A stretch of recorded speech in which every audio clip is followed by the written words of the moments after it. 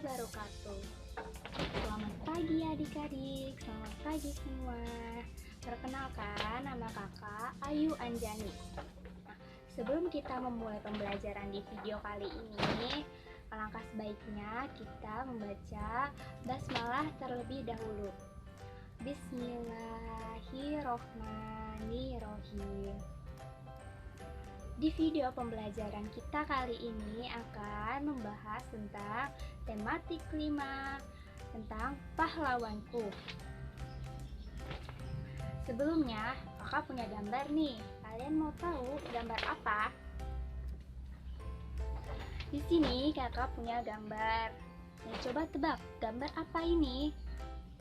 Betul sekali, ini merupakan gambar seorang anak laki-laki yang sedang membantu seorang kakek untuk menyeberang jalan. Kalian tahu tidak, sikap apa yang dimiliki anak laki-laki ini?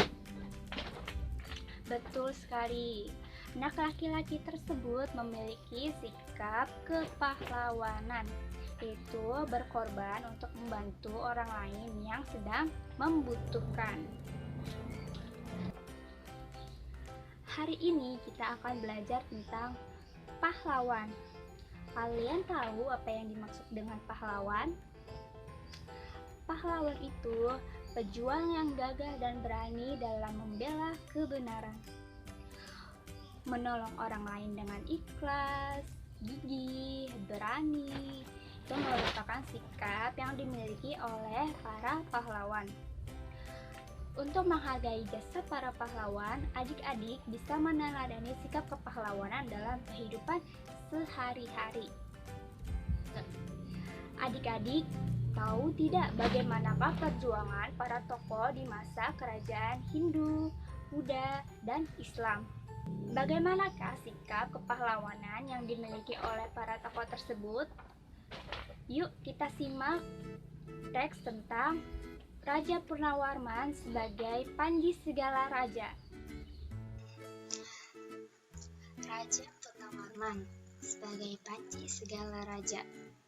Raja Purnawarman mulai memerintah kerajaan Tarumanegara pada tahun 395 Masehi. Pada masa pemerintahannya, ia selalu berjuang untuk rakyatnya.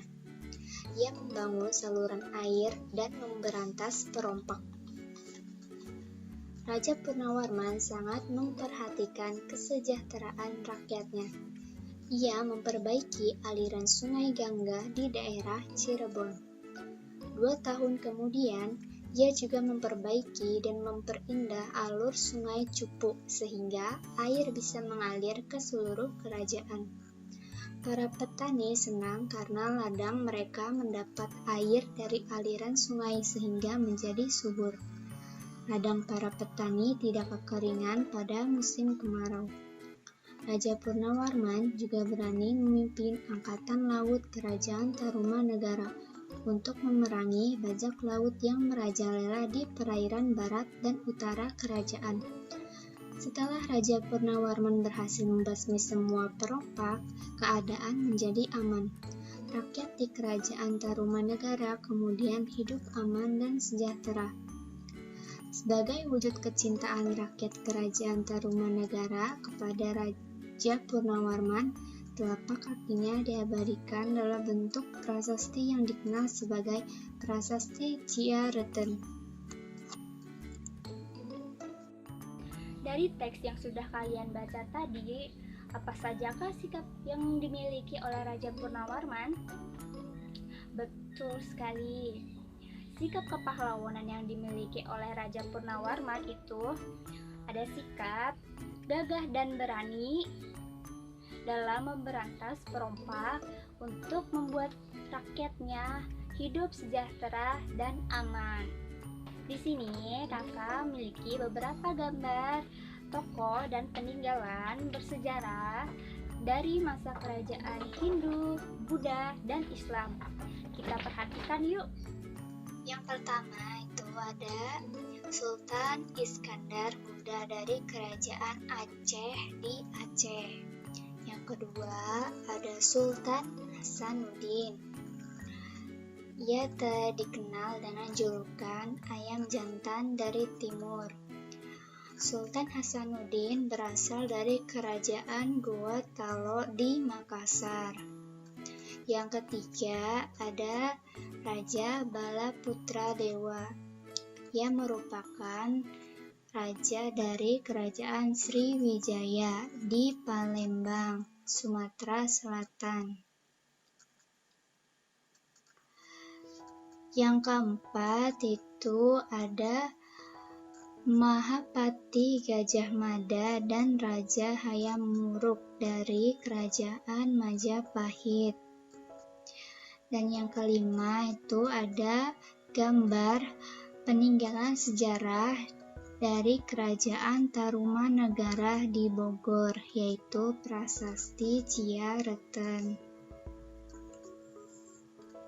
Adik-adik, peninggalan bersejarah itu bukan hanya benda bersejarah saja, tetapi bisa berupa pemikiran dan nilai-nilai yang menginspirasi bangsa Indonesia.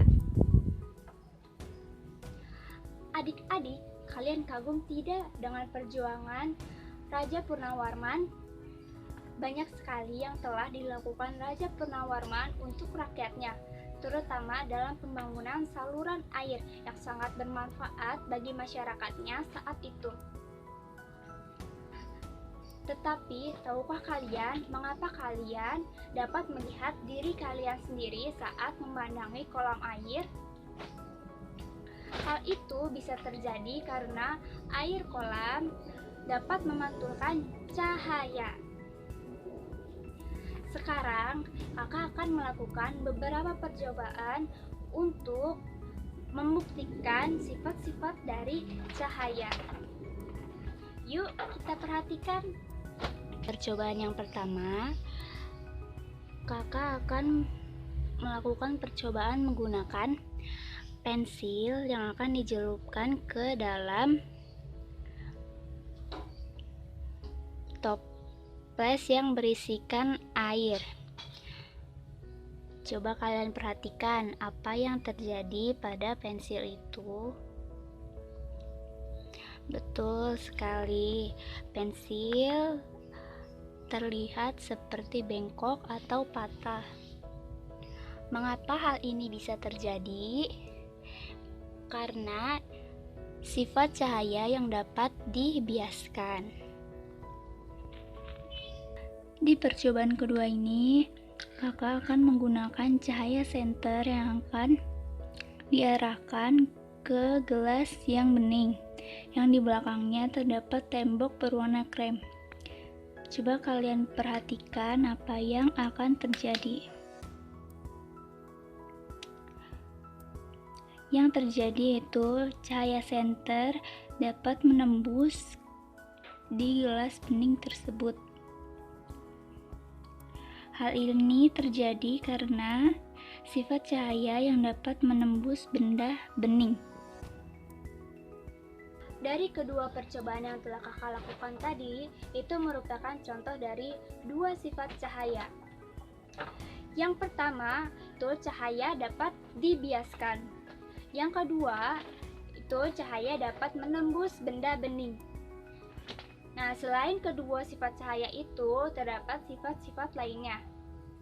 Yaitu terdapat sifat cahaya dapat dipantulkan dan cahaya dapat merambat lurus.